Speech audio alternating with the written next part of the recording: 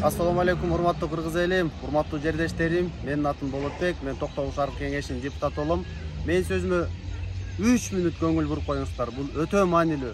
Мен бүгүнкү кайрылуум Жогорку кеңештин депутаты, бир мандаттуу Токтогул округунан чыккан Кундузбек Кошалиевич болмокчу.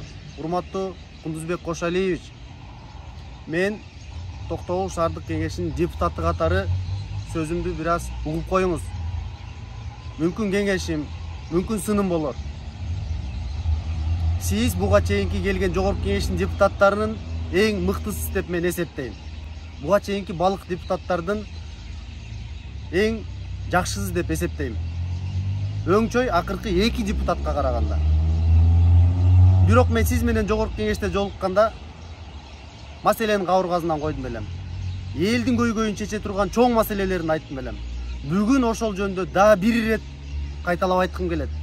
Бул маселелер 50 жылда Токтогул элинин маселесин чечпеген электр энергиясынын баасы.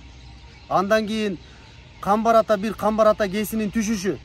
Мына ошол жерде техникалык, экономикалык обоснованиясы деп коет. Мына ошол жерден дагы биз өзүбүздүн үлүшүбүздү ала алган жокпуз. Андан кийинки маселе мына жакын карада эле биздин Токтогул көлүн акваториясын балык багуу үчүн чоң киреше булак болчу. Аны да ала албай койдук.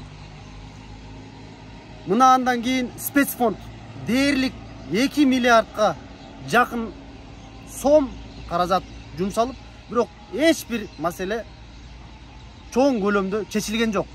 Ошол эле жайыт маселелери, ошол эле сугат маселелери, ошол эле ирригация бир дагы чоң маселе чечилген жок. Ошондуктан мен сизди ушул маселелерди чечүүнүн алкагында иштешиңизди каалайм. Бирок тескерисинче сиз кадрдык саясатка катышып, аралашып, Токтогул районунун башчысы Аким Акылбек Аляконовичти алсыратып, паралич абалга алып келдиңиз. Неге дегенде сиз кадр саясатында ГЭСтин директорун Тайчабаровдорду койдуңуз, спецфонддун башчысына Тайчабаровдорду койдуңуз. Мына шаардын жетекчиси кылып мэрди Сапар Токоевичти койдуңуз. Мына дагы соцфондду койдуңуз. Жана башка министрликте канча деген орундарды талашканга аракет кылдыңыз. Бул айдан ачык. Ошондуктан мен сизден чын жүрөгүмөн суранам. Мен шаардык кеңештин депутаты, мен шаардын кызыкчылыгын коргогон, республикалык деңгээлден бөлүнүп, конституцияда так көрсөтүлгөн жергиликтүү өз алдынча башкаруу органы биз мэрди кандай иштетишти өзүбүз билебиз. Ансыз дагы парламентте алсыраткан депутаттар бүгүнкү күндө жергиликтүү кеңештин алсыратканына мен жол бергим келбейт. Ошондуктан эгерде Токтогул өрөөнүндө системалуу өзгөрүү болсун десеңиз, сиз сын айтыңыз. Сиз мыйзамдар кабыл алып бериңиз. Сиз ошол жердеги элдин айлануу, көтөрүлүү, өсүү системаларын жолун таап, ошону мыйзамдаштырып бериңиз. Мына ошондо Токтогул эли өсөт.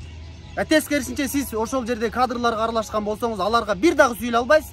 Демек, эч кандай маселе чечилбейт деген ойдомун. Мынакей, урматтуу токтогулдуктар, жердештерим, айткан жок дебеңиздер.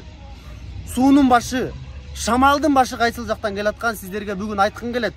Ошондуктан мен сый урматым менен Жогорку кеңештин депутаты Кундузбек Кошалиевичти кадр маселесине аралашпаңызды каалайм.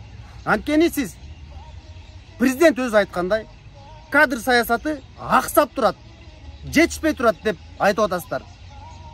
Мына дал ошол аксап турган саясат, кадр саясатын бардыгын сизге окшогон Жогорку кеңештин депутаттары өзүнүн күчүн салып, ошол жердеги мен деген жаштарды алып келбестен орундуктарды ээлеп турат.